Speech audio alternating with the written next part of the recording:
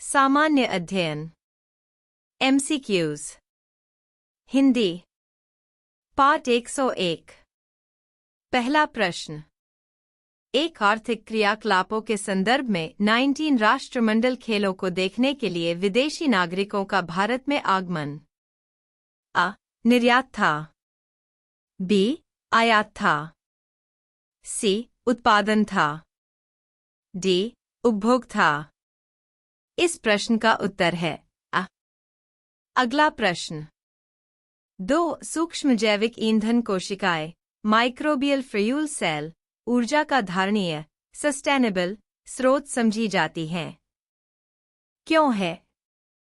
1. ये जीवित जीवों को उत्प्रेरक के रूप में प्रयुक्त कर कुछ सबस्ट्रेटों से विद्युतीय उत्पादन कर सकती हैं।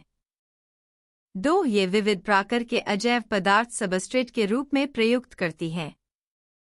3. ये जल को शोधन और विद्युत उत्पादन करने के लिए अपशिष्ट जल शोधन संयंत्रों में स्थापित की जा सकती हैं।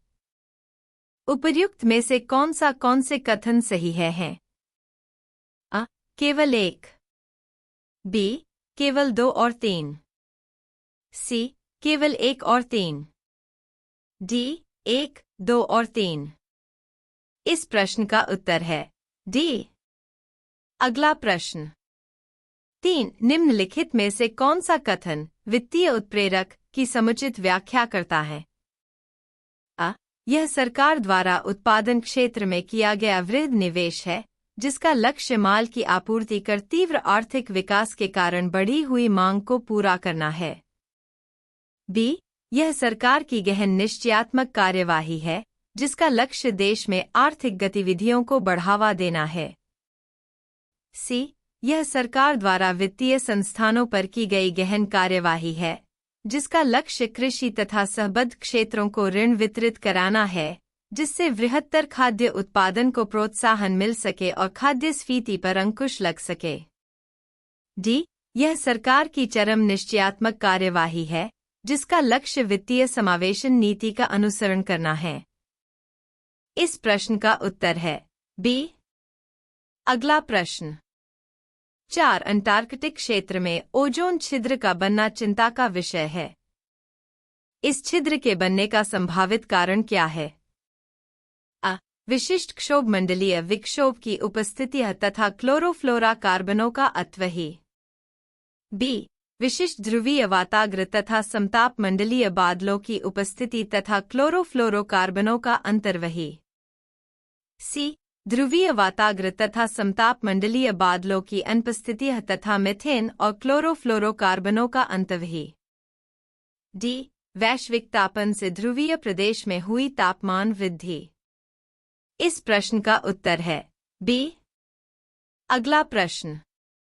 5. निम्नलिखित कार्यवाहियों पर विचार करें जो सरकार द्वारा लिए जा सकते हैं। 1. घरेलू मुद्रा का अवमूल्यन। 2. निर्यातों को मिलने वाली आर्थिक सहायता में कटौती।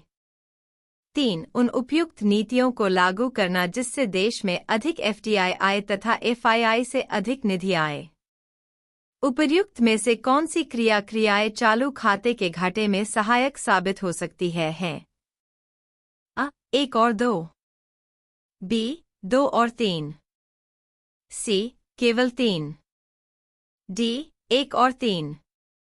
इस प्रश्न का उत्तर है अ। अगला प्रश्न। 6. संविधान 73वां संशोधन अधिनियम 1992 जिसका लक्ष्य देश में पंचायती राज संस्थापनों को प्रोत्साहित करना है निम्नलिखित में से किन चीजों की व्यवस्था करता है?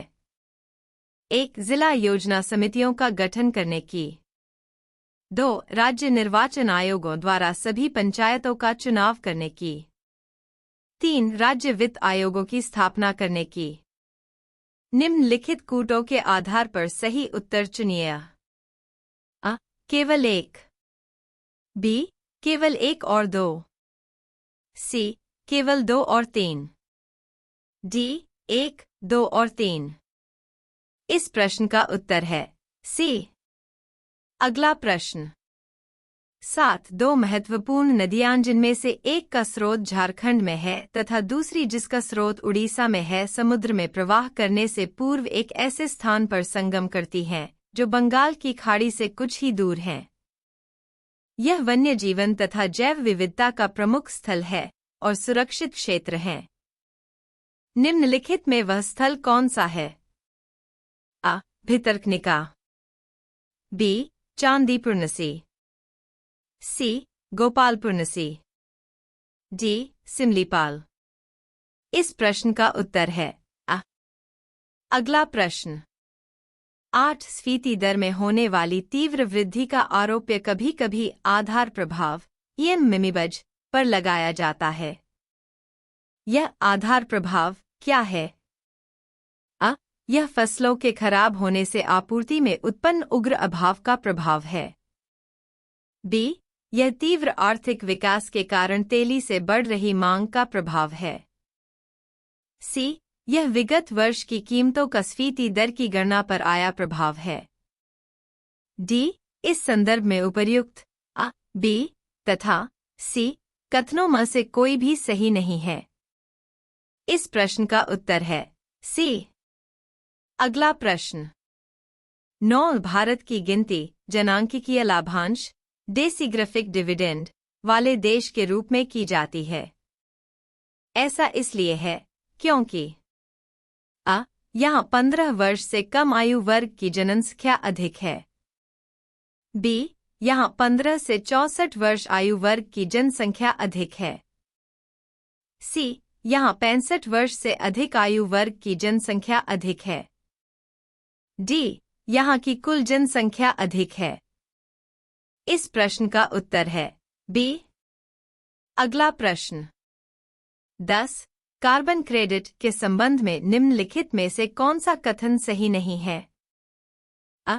कार्बन क्रेडिट प्रणाली क्योटो प्रोटोकॉल के संयोजन में संपुष्ट की गई थी। बी. कार्बन क्रेडिट उन देशों या समूहों को प्रदत्त की जाती है जो ग्रीनहाउस गैसों का उत्सर्जन घटाकर उसे उत्सर्जन अभ्यास के नीचे ला चुके होते हैं।